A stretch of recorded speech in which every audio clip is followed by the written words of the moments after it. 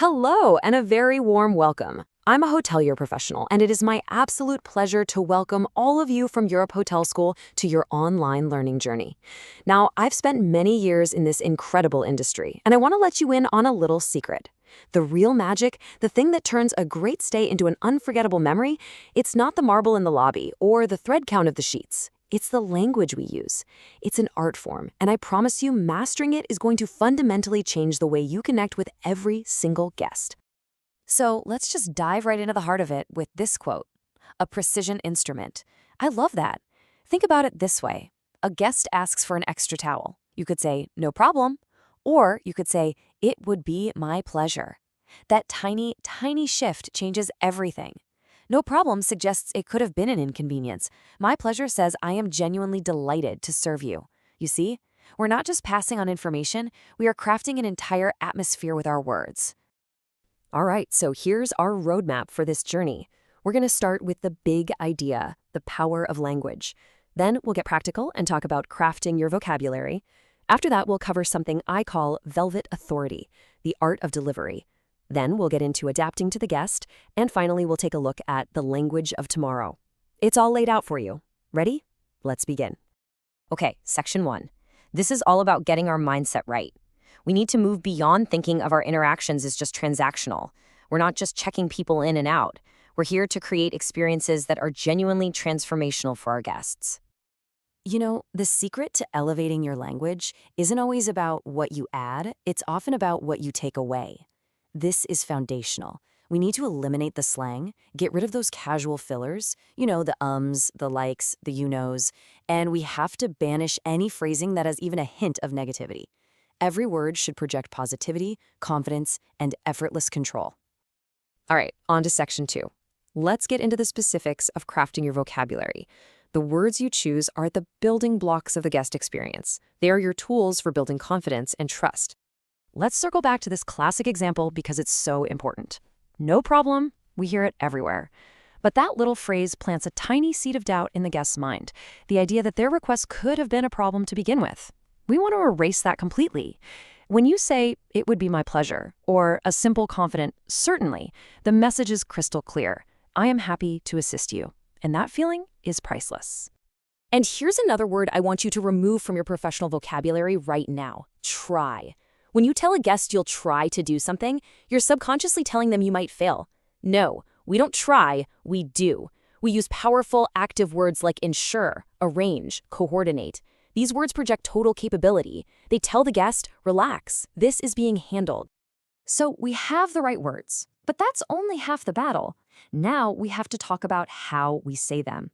This brings us to a concept that I believe is absolutely crucial: mastering velvet authority. It's all about the art of delivery. So what exactly is velvet authority? Well, think of it as your secret weapon. It's that calm, reassuring tone of voice that can de-escalate any situation. A reservation mix-up, a delayed car, it doesn't matter. This tone communicates non-verbally that everything is under control. It's the sound of calm confidence, and it's one of the most comforting things you can offer a guest. And how do you find this voice? It comes down to 3 practical steps. First, learn to speak from your chest, from your diaphragm. It gives your voice a natural resonance and warmth. Second, consciously slow down your rate of speech. Maintain a calm frequency, even when you feel pressured. And third, and this is a real power move, master the intentional pause. Don't be afraid of a moment of silence. It shows you're thinking, you're listening, and you're in command. Okay, moving on to section 4. This is where we put it all together. True luxury today is all about personalization. It's about having the precision to read the guest in front of you and adapt your style to make them feel uniquely seen and understood. Our guests come to us from all over the world, which means we need to be linguistic chameleons. A guest from a high-context culture might appreciate more poetic, formal, layered language. But the very next guest checking in might be from a direct efficiency culture, where they value lean, polished, to-the-point communication. The skill isn't about being inauthentic, it's about being culturally intelligent and building a bridge to make every guest feel comfortable. You know, they say a person's name is the sweetest sound to them, but it's a powerful tool and it's so easy to overuse it and sound robotic, or underuse it and seem cold. That's why I teach a simple guideline I call the Rule of Three. It helps you strike that perfect natural balance. So, what's the rule? It's simple. Use the guest's name at 3 key moments. 1. The initial greeting. Welcome, Miss Chen. 2. In the middle of a key interaction, like confirming an important detail. Ms. Chen, I've confirmed your dinner reservation for 8 p.m. And 3. The final farewell. We do hope to see you again soon, Miss Chen. See? It perfectly frames the encounter and makes it feel personal and genuine. I have to tell you, one of the single greatest linguistic failures in our industry is mispronouncing a guest's name. It instantly breaks the spell of luxury. That's why the seamless handoff of information is what I call a sacred duty. Every department, from the valet to the concierge to housekeeping, must have the correct title and pronunciation. It's a fundamental sign of respect, and we have to get it right every single time. Okay, our final section. Let's look to the future. The needs and priorities of the modern luxury guest are constantly changing. To stay at the top of our game, our language must evolve right along with them. So what does this evolution look like? I see 3 major trends shaping the language of hospitality. First, a huge shift towards the language of well-being. Second, a renewed appreciation for the power of the written word. And third, maybe the most sophisticated skill of all, understanding the profound power of silence. Think about how we used to describe luxury food and drink. We used words like decadent or sinful.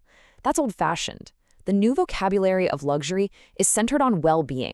So instead of talking about indulgence, we talk about vitality, restoration, and nourishing experiences.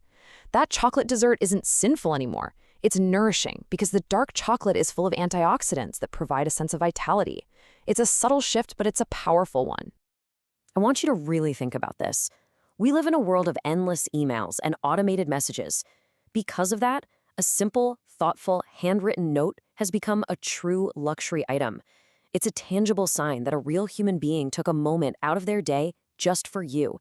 That small gesture can make a massive, lasting impression. And this brings us to perhaps the most advanced skill in 7-star service, knowing when the most powerful thing you can do is say nothing at all. You'll see a guest arrive who is clearly stressed or upset.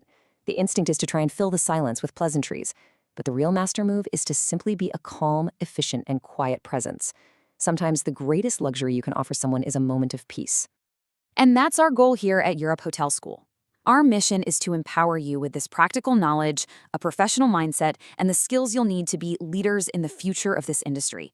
We are truly honored to support you on this learning path, and we look forward to seeing the incredible things you will accomplish. So I'll leave you with this one last question to reflect on. In a world that never stops talking, that's so full of noise, could it be that the greatest luxury you can offer your guest is a moment of perfect silence? I want you to go out there and start putting these ideas into practice today.